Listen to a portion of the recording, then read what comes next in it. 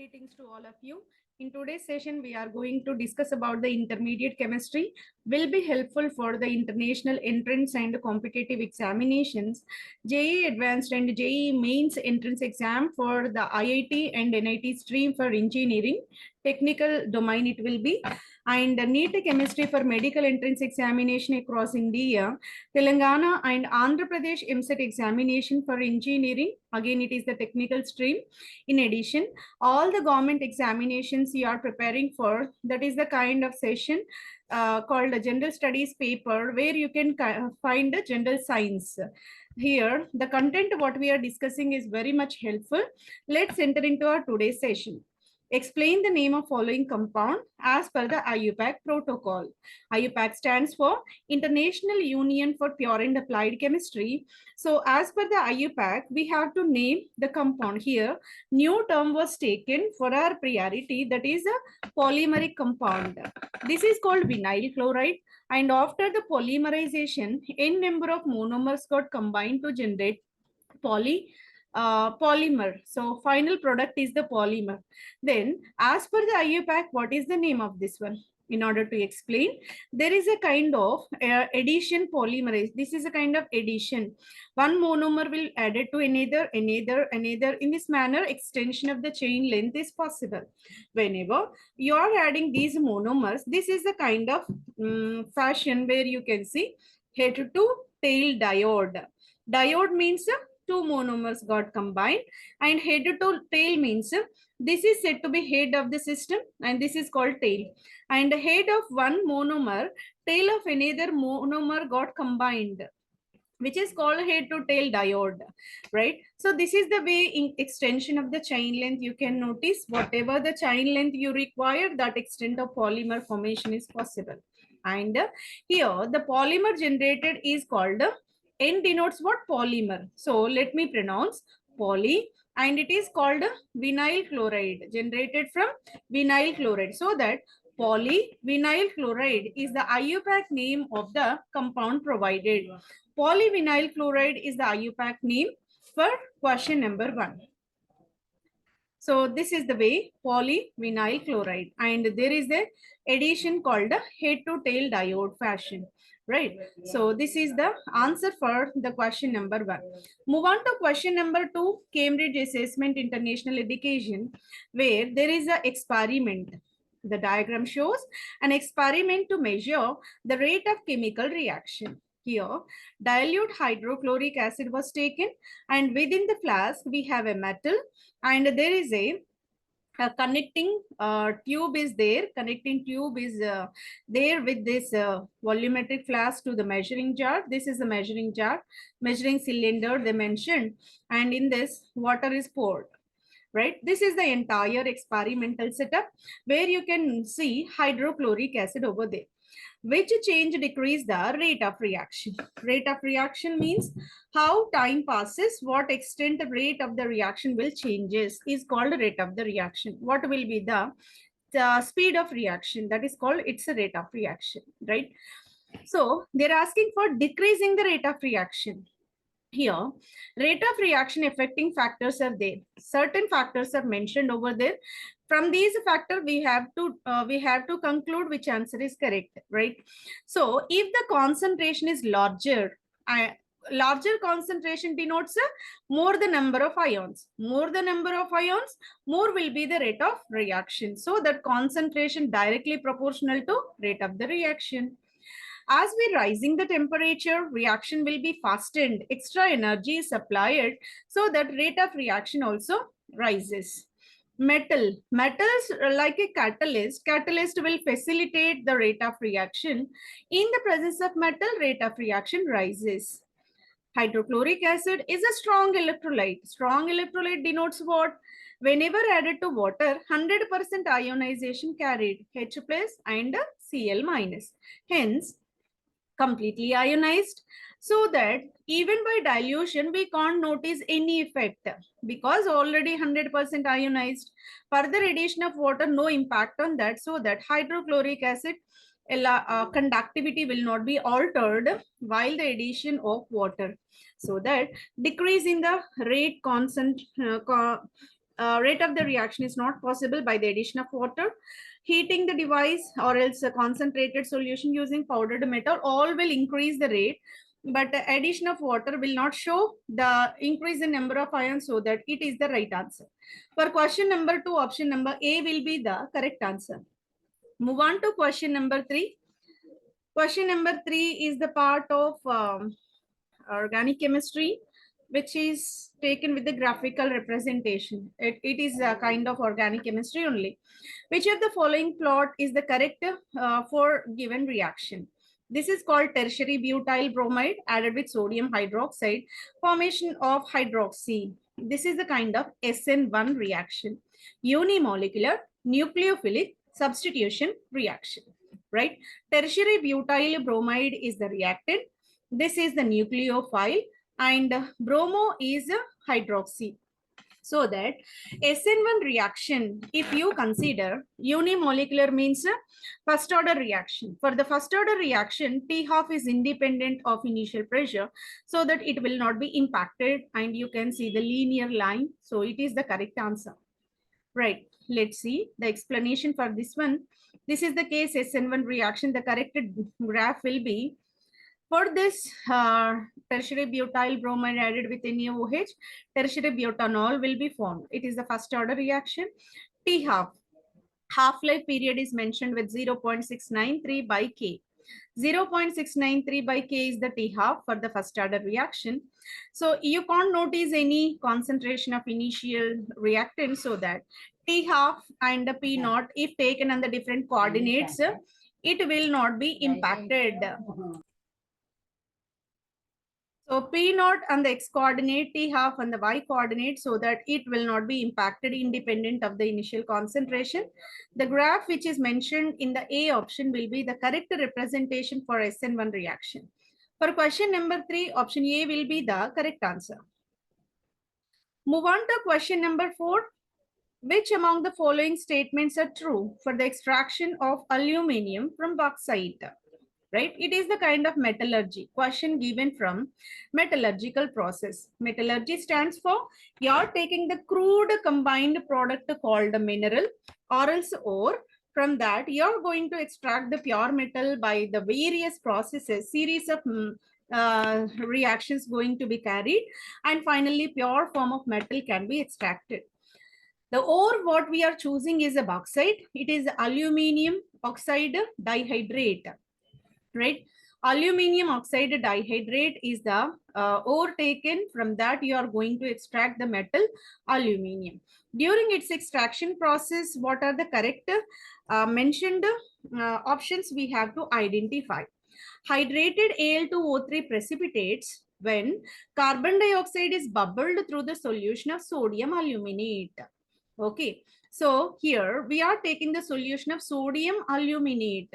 Whenever sodium aluminate was taken, you are adding with a carbon dioxide. Sodium aluminate is having sodium metal and carbon dioxide is acidic in nature, so that both get neutralized, and whatever alumina is there, that will get precipitated. So it is correct one only. Carbon dioxide will be reacted with sodium and it will be neutralized. Sodium carbonate will be generated, and rest aluminate will be precipitated as a alumina, right? Addition of Na3AlF6. This is called a cryolite, right? Cryolite is the chemical which used to lower the melting point of alumina. Alumina melting point will be lowered so that we can conveniently process the extraction of aluminium from the bauxite ore. Carbon dioxide is evolved at the anode during the electrolysis. Whenever we are taking this kind of bauxite where any carbonate impurities present, so that carbonates get converted into carbon dioxide, so that will be generated at the anodic compartment. Cathode is steel vessel and the lining with the carbon will be there.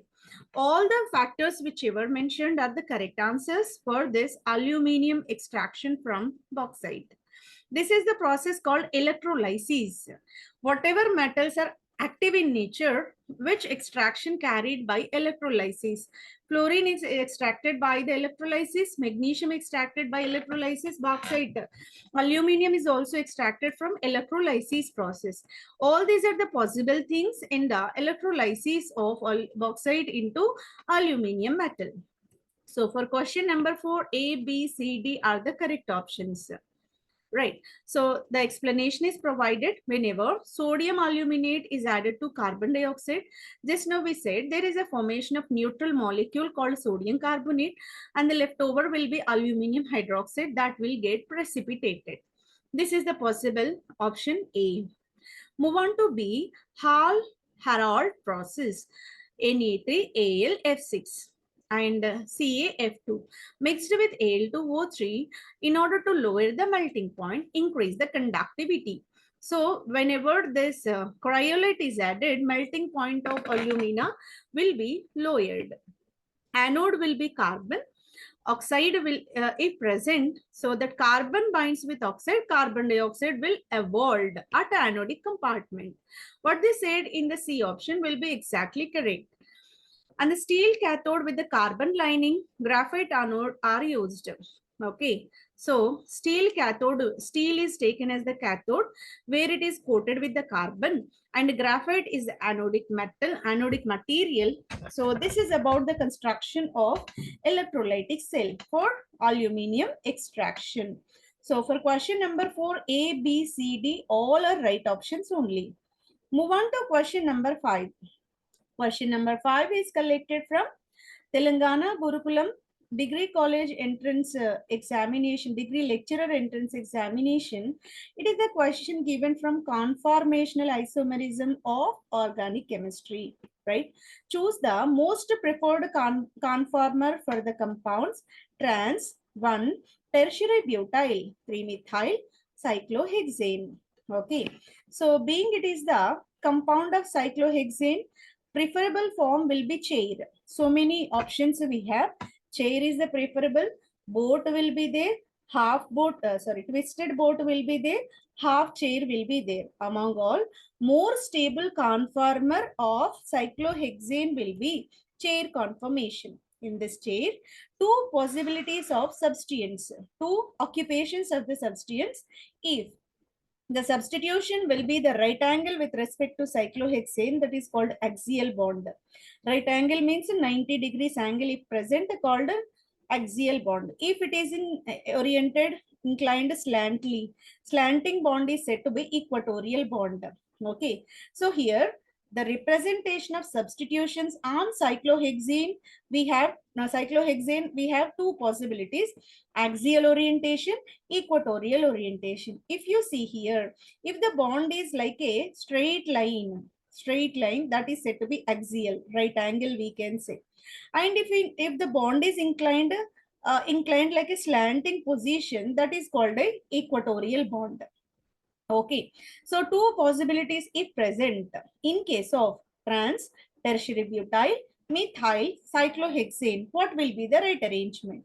In order to mention, one fundamental thing is whenever tertiary butyl is present, commonly tertiary butyl will occupy equatorial position, so that 21 kilojoules per mole more stable when compared to the axial conformation. So this is the information gathered from the LIBOR text. Equatorial orientation of tertiary butyl will stabilize the molecule by 21 kilojoules per mole of energy, so that the preferable orientation for tertiary butyl will be equatorial. The slanting bond clearly indicates equatorial, and whenever this is equatorial, another bond obviously move on to axial position, so that 1,3 equatorial axial is required for the given stable conformation. For question number 5, option number 3 will be the correct answer. Move on to question number 6. Again, it is the same kind, chosen from the same corner where conformational isomerism of organic chemistry from that question was taken. The most stable conformation of the following molecule. Again, it is cyclohexane. Cyclohexane means what? Benzene representing one only, but no pi bonds are there. Six-membered cyclic ring is called cyclohexane. One of the carbon is having double bonded functional group. Another is simply methyl. And one more thing we need to identify, if you see all these, among all we have to choose first chair conformation, because this is called chair, this is also chair, flipped chair we can say, and this is the called boat conformation, this is called half chair, highly unfavorable condition. Fine. Among all, only chair we can focus on. Among these two chair conformation, where this bulky group compared to methyl, this is said to be bulky, no? That bulky one should be inclined towards the equatorial. Just now we gone through, whenever bulky group, tertiary butyl or any bulky group is present, that must occupy equatorial position, so that here is the equatorial, here is the equatorial.